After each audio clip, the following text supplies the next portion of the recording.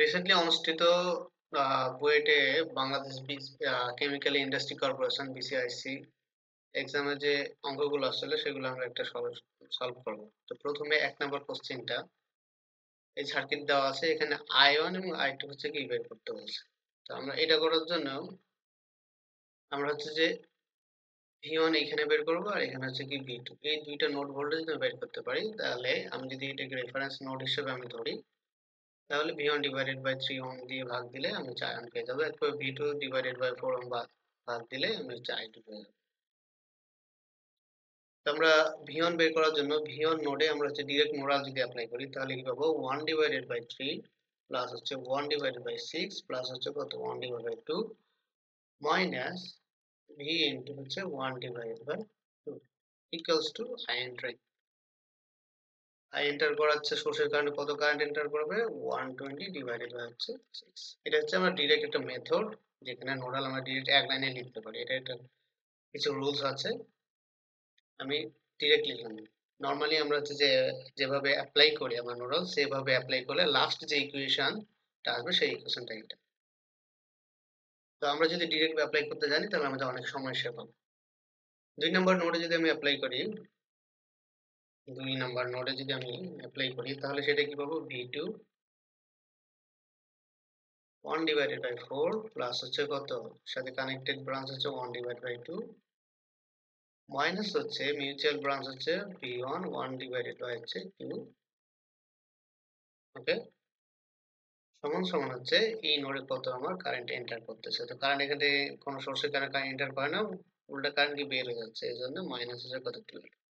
এই হলো 2 নম্বর ইকুয়েশন। তো এটাকে আমার সাজিয়ে লিখি, যেহেতু আমি ক্যালকুলেটারে যখন ইনপুট দিব তখন 1 2 এভাবে সিরিয়ালি দেওয়া লাগবে, জন্য আমি একটু সাজিয়ে লিখি। পরের লাইনে হচ্ছে মাইনাস V1 ইনটু হচ্ছে 1 ডিভাইড বাই 2 প্লাস V2 হচ্ছে 1 ডিভাইড বাই 4 প্লাস হচ্ছে 1 ডিভাইড বাই 2 ইকুয়ালস টু -2। আমাদের রিডিউস আমার হচ্ছে ভ্যালুগুলো অ্যাড আপ করে লেখার দরকার নাই, কারণ আমি ক্যালকুলেটরে কি করব, ডিরেক্ট আমি হচ্ছে যে ইনপুট করতে। ক্যালকুলেটরে আমরা ডিরেক্ট ইনপুট দেওয়ার জন্য আমরা কি করব, ইকুয়েশন মোডে যাব। ওকে, তাহলে মোডে গেলাম, সরি মোডে গিয়ে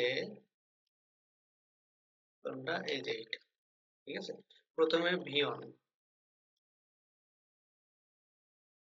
প্রথমে হচ্ছে যে এগুলো এন্টার দিতে হবে। এগুলো এন্টার দিলে কত হয়েছে 3 ইনভার্স, তার মানে হচ্ছে 3 ইনভার্স প্লাস হচ্ছে কত, আচ্ছা এগুলো সবগুলো জিরো করে নিই আগে, দেন এখন তাহলে 3 ইনভার্স হচ্ছে 6 ইনভার্স প্লাস 2 ইনভার্স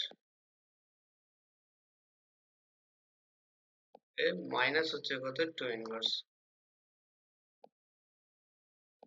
দেন হচ্ছে কত 120 divided by 6, 120 divided by 6, 120 divided by 6।